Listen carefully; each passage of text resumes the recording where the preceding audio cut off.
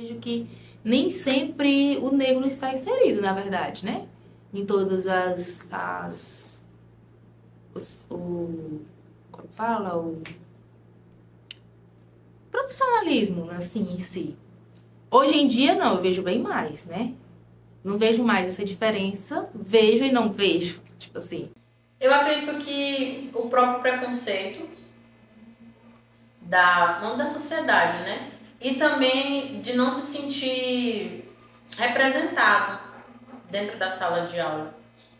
Como até também a dificuldade, né, de buscar a formação. Hoje as coisas já desenvolveram bastante para nós que somos pretos, né, negros, que busca um ensino melhor. Hoje em dia, bem mais, né? Por exemplo, você ver negro em um jornal famoso, jornal nacional, jornal, sabe? Você vê negros em faculdades como eu, você vê negros sendo professores, sendo doutores, sendo hoje bem mais, né? Mas eu acho que se a gente for voltar lá no passado, essa representatividade não tinha.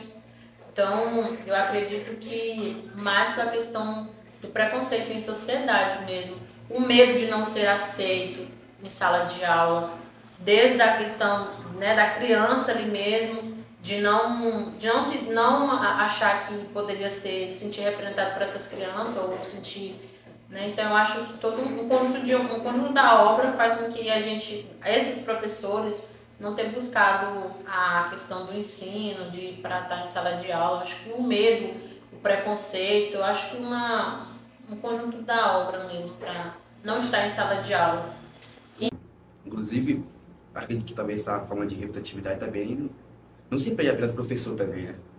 Eu lembro que antigamente eu assistia desenho e para mim achar um personagem negro, e quando tinha era muito daquela maneira estereotipada. Aí eu olhava no espelho e falava, cara, eu não sou assim, não tem nada a ver comigo assim. Se a gente bem parar para pensar, aquele olhar assim que a pessoa preta, a pessoa negra, ela não vai estar na sala de aula, porque você sempre vai ligar a pessoa negra a uma posição menor, limpando a casa, sendo uma babá. Aí eu com 12 anos, 5 anos, claro que a mente é menor, né? Não vou conseguir lembrar, mas com 13 anos, 14 anos, você vai olhar assim, um professor negro na sala de aula, o que esse professor tem, quantas coisas ele deve ter passado para chegar aqui, né? Então, aí você olhar assim, não, ele tem um nível superior, tá? Que ele tem um nível superior, ele estudou, foi dificultoso para ele estar na sala de aula?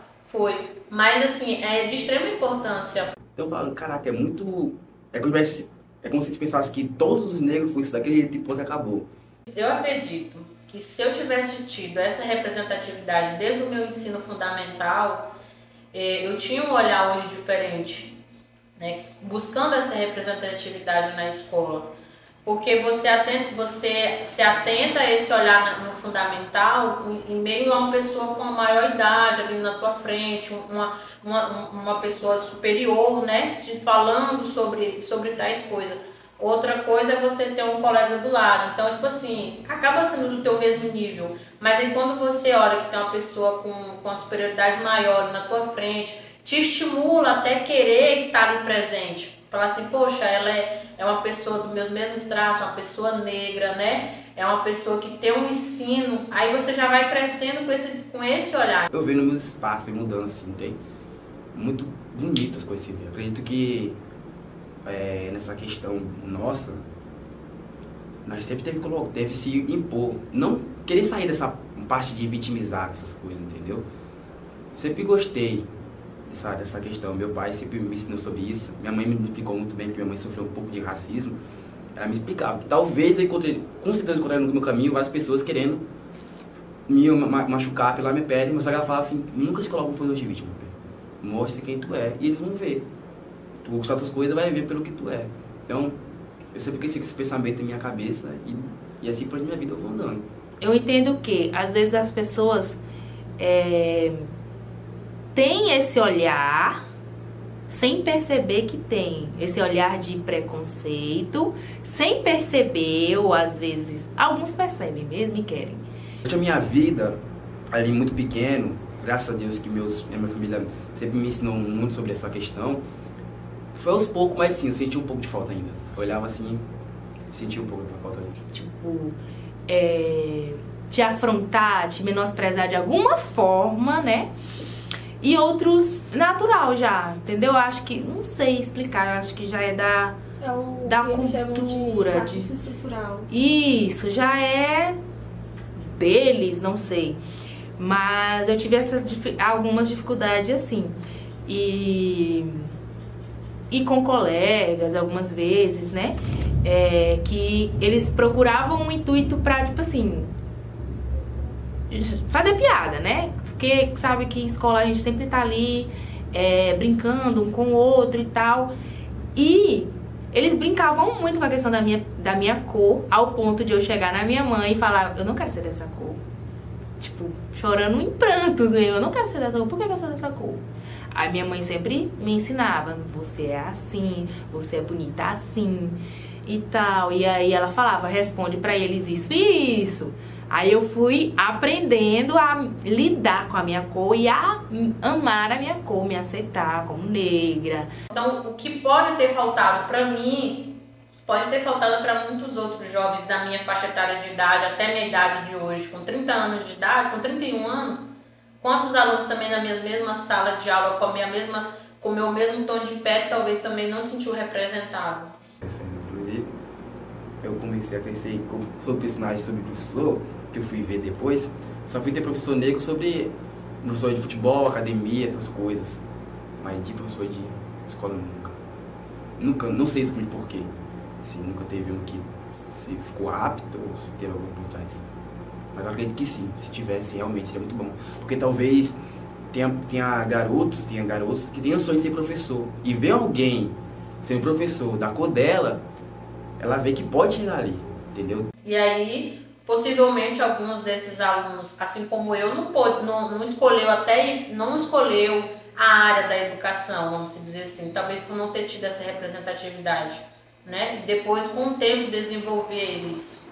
Então, eu acredito que é fundamental, desde o ensino ali como é que se diz, da escola mesmo, você olhar para essas pessoas te dá um certo olhar de esperança para nós que somos pretos, ainda mais que vamos colocar assim, né, da favela, do bairro mais pobre, né? Então essa representatividade impacta muito na vida de uma criança.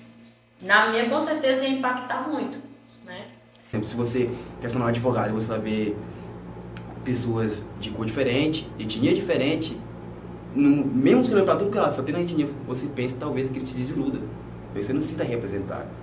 Talvez tu pese muito mais na cabeça de uma criança.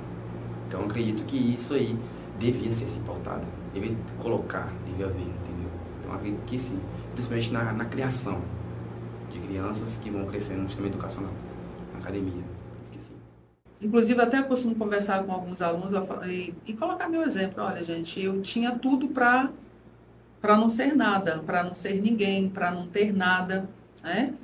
Porque eu vim de uma família pobre, de uma família preta, de uma mãe preta que o marido foi embora, sumiu e que ela teve que criar os filhos sozinha, né? E criou 9 filhos sozinha e todos os filhos são, eu não vou dizer que são bem-sucedidos, mas todos os filhos, ninguém se perdeu no meio do caminho, né? Todo mundo estudou. Acho que só tem uma irmã que ainda não fez curso superior, mas todos os outros fizeram. Tem uma irmã que inclusive fez doutorado, né, que é a minha irmã Adriana Moura. Eu, por exemplo, não segui, né? O desejo era também de seguir, fazer um mestrado, doutorado, segui porque logo depois me casei, e fui ficando por aqui, aí vem os filhos, a gente fica por aqui sem seguir em frente. Mas ainda tenho vontade ainda de, depois que elas se formarem, né, fazer um mestrado, doutorado.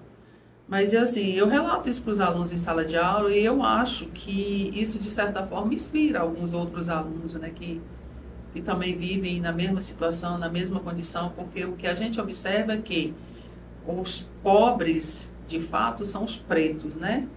São os pretos e que estão lá na escola na sala de aula e que a gente olha assim, às vezes a gente não vislumbra nenhuma perspectiva para aquele aluno, né? Para aquela aluna.